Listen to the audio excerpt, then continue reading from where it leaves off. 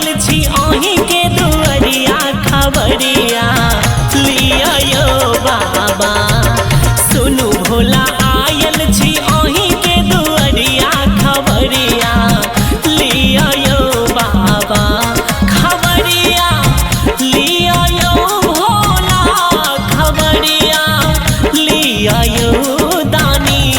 सुनु यो भोला सुनु यो बाबा आयल छी अहीं के दुआरिया खबरिया लिया यो दानी।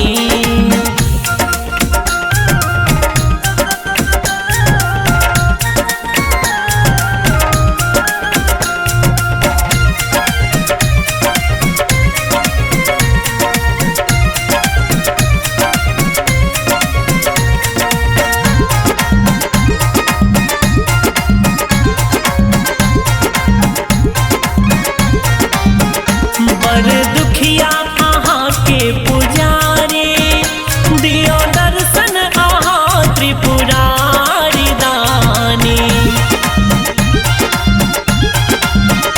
बड़ दुखिया अहाँ के पुजारी दियो दर्शन अहाँ त्रिपुरारी बाबा। की हे यो दानी की हे यो दानी घेरने विपत्ति अछि भारी लाचारी बुझियो यो बाबा।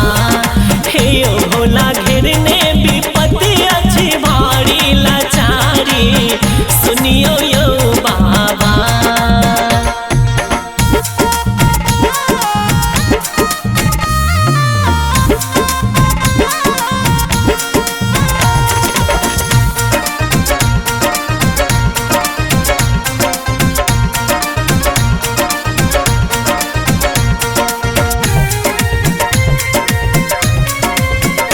रूप अद्भुत बनाने भयंकर दयालु मुदा छथि शंकर दानी। रूप अद्भुत बनाने भयंकर दयालु मुदा छथि शंकर मसानी। की हे यो बाबा की हे यो भोला सब दिन करी हम अर्जिया गोहरिया सुनियो यो बाबा। हे यो भोला सब दिन करी हम अर्जिया गोहरिया सुनियो यो बाबा।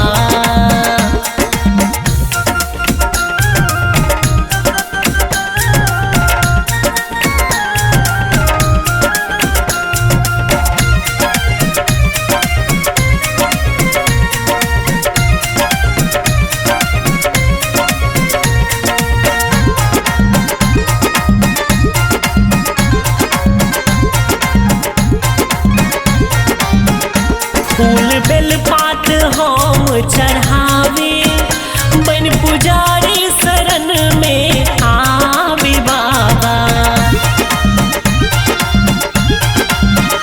फूल बेलपात हम चढ़ावे बन पुजारी शरण में आवे दानी। की हे यो बाबा की हे यो बाबा कष्ट हमर